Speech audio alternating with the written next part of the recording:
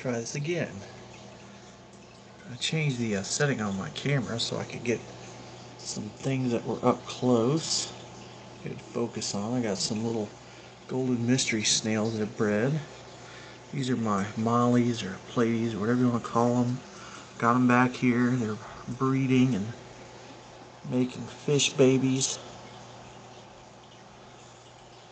The goal with the fish babies is I have another tank that I don't want them to, or that I'm going to put them in eventually. This is a 39. I've got a 55 gallon up in the other room. And I figured I was having to buy fish to stick them in the 55 gallon because I have a couple of big goldfish in there and a crayfish, and they were eating the small fish. Anything small enough that went in their mouth, that could go in their mouth, they were eating. So I ended up having to, what I ended up doing was I set this aquarium up so that I could breed them in this tank. Breed the Pleiades and Mollies. They breed fairly easily. I'll show you this little thing if you're interested in breeding them.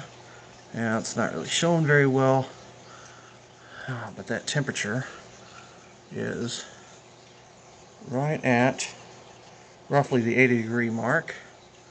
That water temperature, if you notice, it goes all the way to the top of that green bar, which, you know, those generic Walmart thermometers for aquariums, that means it's about 80 degrees.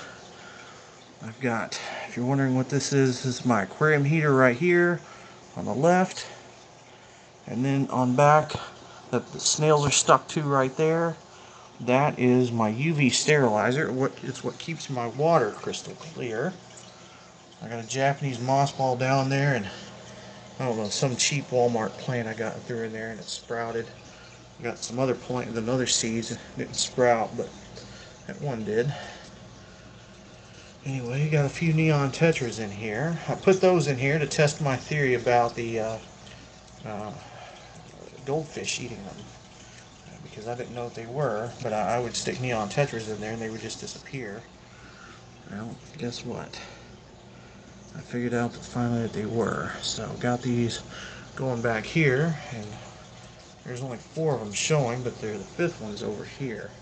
Basically, I put all 5 in here, and they've survived for, I don't know, a few months, far longer than the 3 days they lasted in my other tank. So let me see. Go out here. Right there's Billy Bob Thornton. So he's a big goldfish. He's a big mamma jamma of the tank.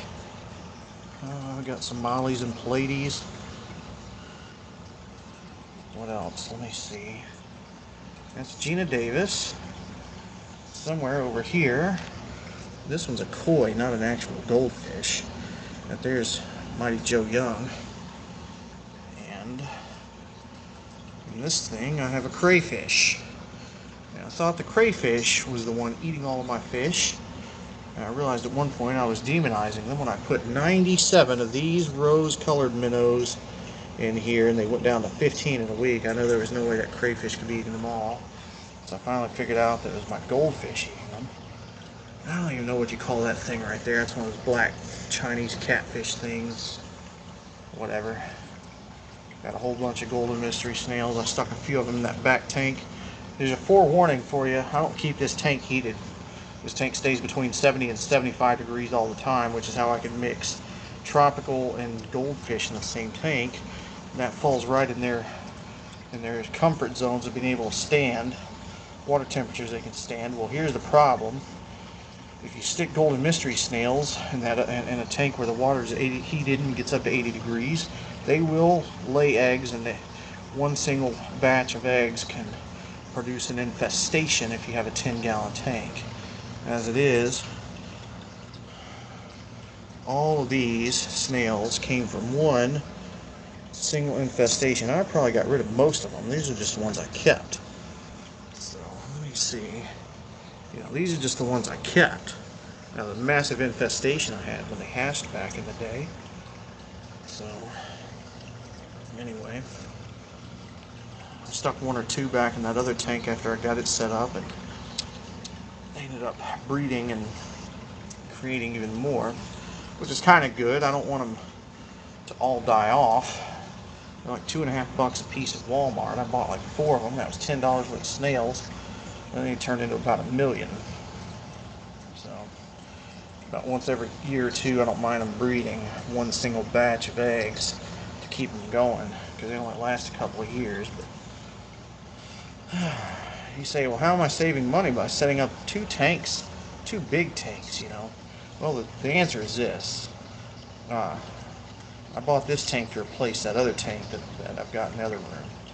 And I thought that other tank had started leaking at one point, so I bought this one to replace it when it was leaking. Well, come to find out it was only the filter that was leaking, so when I actually bothered to check that other tank after getting this one set up, basically it didn't leak, so I ended up setting that other one back up because I already had it and had everything for it.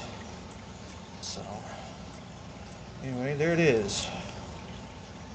Got all kinds of little different, that's a rose minnow, got some regular brown minnows, you know, just some different kind of fish. In the Easter Island Moai Head, I've got a crayfish.